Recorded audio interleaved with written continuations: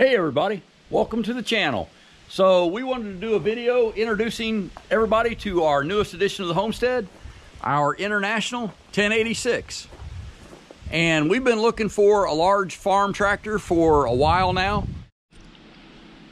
So what we were looking for in a farm tractor was, first of all, we needed something large enough to operate our 10-foot bush hog that we've got. And then we also wanted a cab.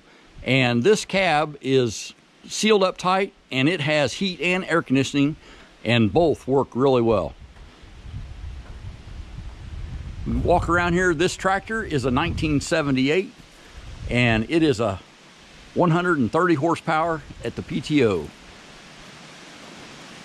The tires are in pretty good shape, and I'll get to the things I want to do, but we have two remotes on the back, and we have a class 3 3-point hitch along with a 540 PTO shaft and a 1000 PTO shaft.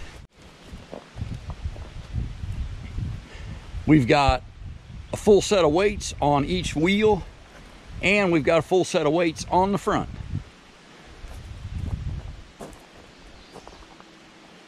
So this tractor was a local tractor, and it only came from about 3 miles from here. And for the last several years, this tractor's been used primarily to cut and bale hay. So we know where it's been, we know what it's been doing, and it's been doing a good job. That farmer actually is getting out of farming, and that's how this tractor came up for sale.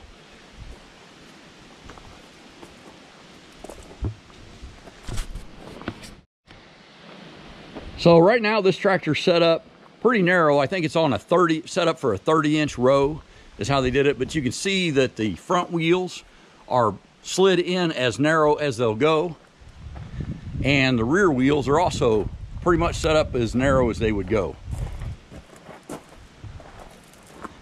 And so one of the first things I want to do is widen the stance on this tractor, so I'll be doing that. Another item that I'll do is this drawbar is actually slid into the shortest section it can be. I'm going to lengthen that out just a little bit. Guy told me he did that because his hay bind actually got in the way of it with it out farther. And that pretty much is everything I want to do to it. This tractor sounds great, and it doesn't smoke. I look both for smoke out of the exhaust pipe and also blow by, and it doesn't have any of either.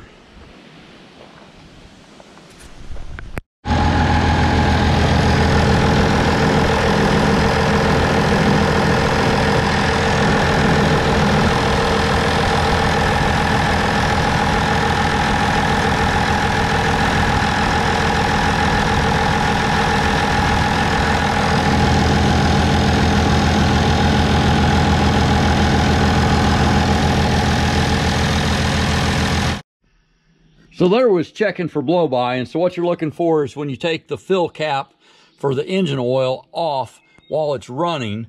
Like I said, if you've got a bunch of smoke coming out of there or a bunch of pressure and stuff, like I said, that's blow-by, which is a sign that your rings, at least in your diesel motor, are going bad. So you definitely don't want that. Inside the cab, we've got really good visibility out both the front, sides, and out the back. So the 1066s actually have a little better visibility out the back because the cab just sits a little bit farther back. They moved the gas tank, the fuel tank, to the rear of the cab. On the 1066s, they sit right here, which moves the whole cab back about 16 inches.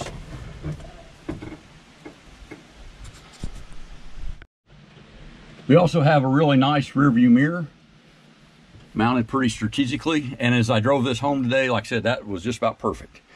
So the one thing that this tractor has that does not work is the electronic RPM gauge, and that's a pretty common thing to not happen. I'm not sure when they switched from the dial gauge for the RPMs to this electronic gauge, but most of the early electronic gauges don't work, and they're pretty expensive to replace. The mile per hour works, exhaust gas temp works, and of course PTO switches, lights, indicator lights work. The engine hours, it's got 5,500 hours, which is not actually a lot for a tractor like this. I think I said it already, but this is a 1978 tractor. And so I'm not sure if it's ever been overhauled or anything, but like I said, it doesn't need it at the moment. All right, so I've got the key. Let's start it up, get the air conditioner running, and we'll go for a real quick take you for a test drive. So to start these Internationals, turn the key on. Then this is a hydraulic clutch light, and to start it, you can't even push the clutch down until that light goes off, which means to start it, you have to make sure it's in park, which here's your park, and then your throttle lever, you have to move up to the detent position. So that's how you shut it off, is to just turn the fuel off. Turning the key off doesn't do anything, but raise this throttle up so that it will start, and then we'll start her up.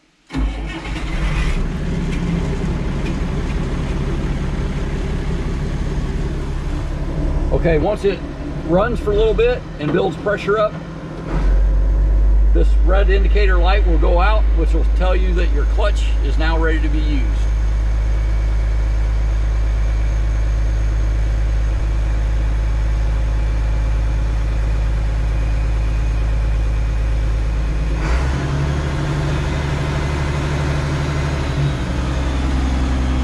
And this is a turbo, you can hear it spooling, it's kind of cool. So now that the light is off, we can push the clutch. Let me shut my door.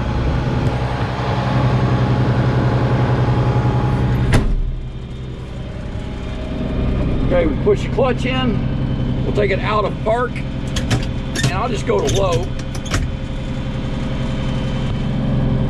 as I'm here in my yard.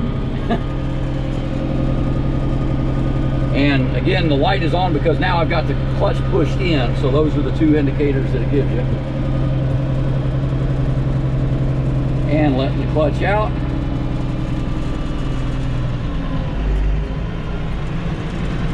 And we're rolling.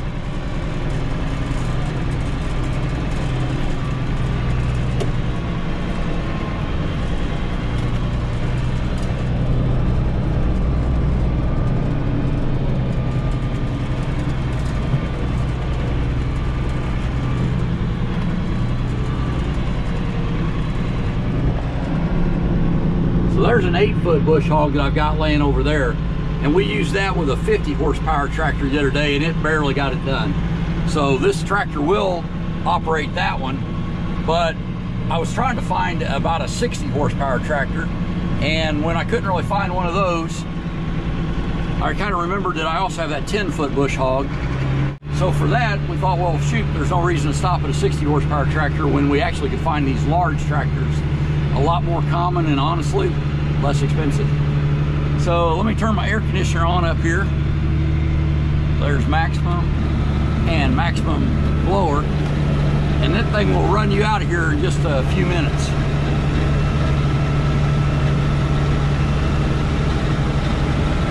So on our dash, like I said, the RPM doesn't work, but there's our exact exhaust gas temperatures, and they're climbing a little bit, but they're fine. Mile per hour it gives you, and that works. I do wish that RPM gauge worked, but it's about $800 they said to fix that, so I probably won't worry about that.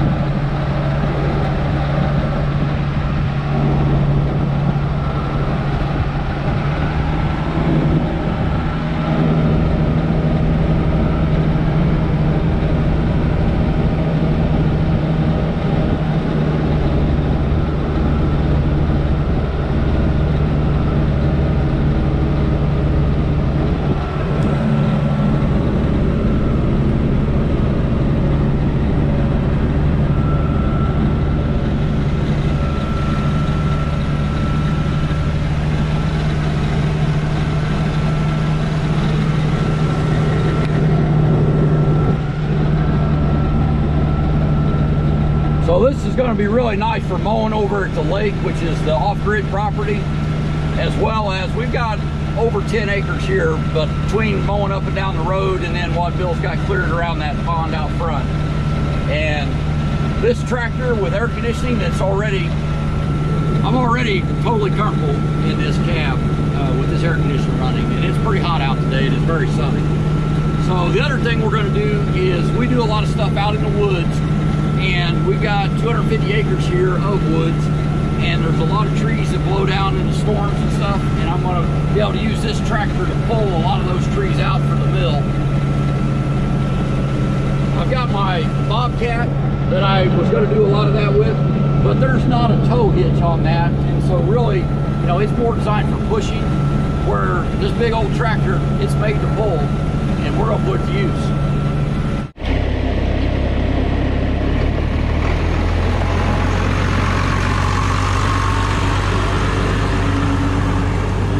Okay, and so to park it and shut it down, we put it in park. So just like a pickup truck or something, it's in park. Now we can let the clutch out. Anytime the clutch is in, the light's on, let the clutch out, light goes off. Also, at first startup, until it builds up enough hydraulic pressure to run the clutch, that light will be on. But then to shut it off, again, the key doesn't do anything. Shut it off, and shut the throttle all the way past that to 10. Let me turn off my air conditioner. Okay, and then we turn the key off just to kill the electrical. All right, so that's our new 1086 tractor from International, and I think it's going to be really great. There's a couple of things I want to do with it, and of course we'll bring you along on those videos. And I'm going to spend the rest of the day figuring out where I can park that under my roof. I don't like anything sitting outside if I don't have to. Unfortunately, I've got way too much sitting outside already, so this is going underneath for sure. Here's something I found interesting. When I bought this, I only got one key with it, so I went ahead and bought some new keys off eBay.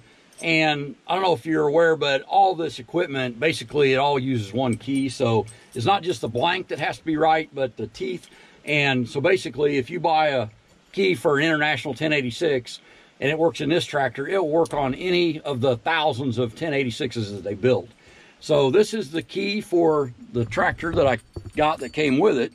And so I looked online and I found some International 1086 keys, and these keys were $10 a piece.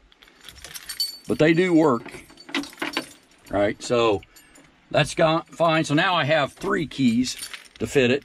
But what I got looking at was, that looked remarkably similar to my John Deere zero turn radius lawnmower key. So let's go check that out.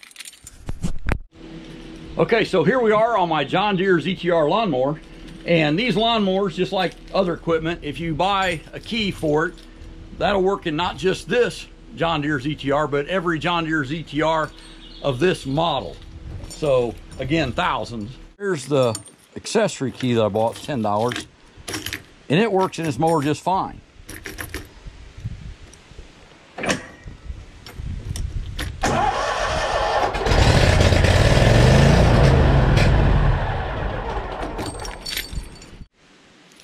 The funny thing about it is, the keys for the lawnmower you can buy for $1 a piece, but the keys for the tractor are $10 a piece. So they're not identical, but they're close enough to work, which is kind of odd. Okay, we've got the International 1086 up underneath the roof. As I was moving stuff around, I found a can of PB Blaster that's about half full. So I'm gonna go ahead and spray it on all the lugs on these tires because I know I'm gonna try to move those tires out.